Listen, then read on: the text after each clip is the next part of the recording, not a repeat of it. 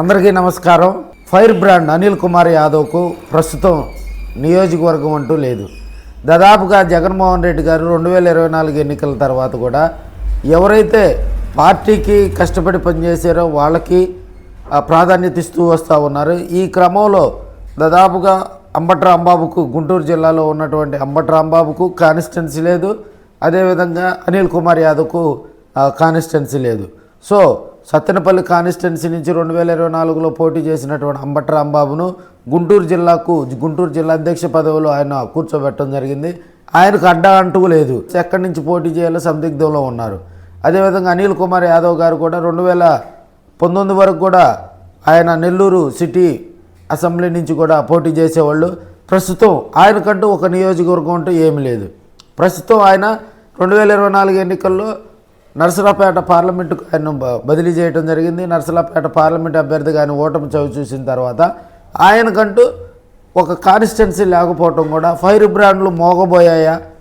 ఒకప్పుడు జగన్ క్యాబినెట్లో మంత్రులుగా చేసినటువంటి వీరిద్దరికీ కాన్స్టిట్యున్సీ లేకపోవటం కూడా కలవరం రేపుతుందని చెప్పాలి.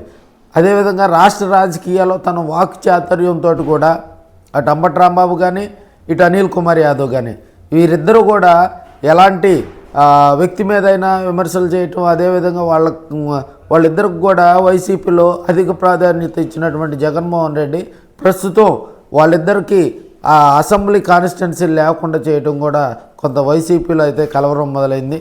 అసలు వీరిద్దరికీ ఆంధ్రప్రదేశ్ రాష్ట్రంలో ఏ కాన్స్టిట్యున్సీలో వీరిరువురు కూడా ఇన్ఛార్జీలుగా లేరు. నెల్లూరు సిటీకి పర్వతిరెడ్డి చంద్రశేఖర్ రెడ్డి గారు ఉన్నారు. అదేవిధంగా సత్తెనపల్లికి కూడా దాదాపుగా మనకి సుధీర్ భార్గవ్ రెడ్డిని కూడా ఈ మధ్యకాలంలో సత్తెనపల్లి కాన్స్టిట్యున్సీలో కూడా నియమించడం జరిగింది. సో ఫైర్ బ్రాండ్లుగా ఉన్నటువంటి వీరిద్దరికి కూడా మన రాష్ట్రంలో ఏ కాన్స్టిట్యున్సీలో నియమిస్తారు అనేది కూడా కొంత సందిగ్ధంగా ఉంది.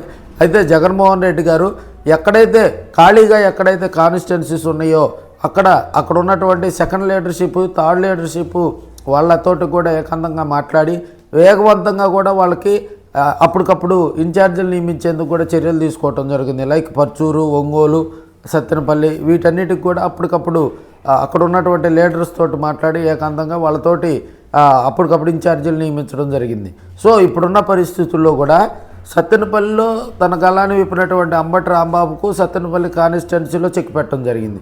అదేవిధంగా నెల్లూరు కాన్స్టిట్యున్సీలో అనిల్ కుమార్ యాదవ్కు చెక్ పెట్టడం జరిగింది. వీరిద్దరూ ఒకప్పుడు ఫైర్ బ్రాండ్లు అయినప్పుడు మరి ఇప్పుడు వాళ్ళిద్దరిని పక్కన పెట్టడం అనుకున్నటువంటి ఆంతర్యం ఏంది? వీరు 2024 తర్వాత కూడా యాక్టివ్ పాలిటిక్స్లో ఉన్నప్పటికీ కూడా ప్రస్తుతం వారిద్దరిని పక్కన పెట్టడం కూడా రాజకీయ వర్గాల్లో కలవరం మొదలైందని చెప్పాలి. వీరిరువుని పార్లమెంటుకు పంపుతారా, లేకపోతే రాబోయే రోజుల్లో వీళ్ళకి బ్రాండ్ అంబాసిడర్లుగా ఉన్నటువంటి వీరిద్దరికి ఏదైనా నియోజకవర్గాలు కేటాయిస్తారా అనేది కూడా కొంత సందిగ్ధంగా ఉంది.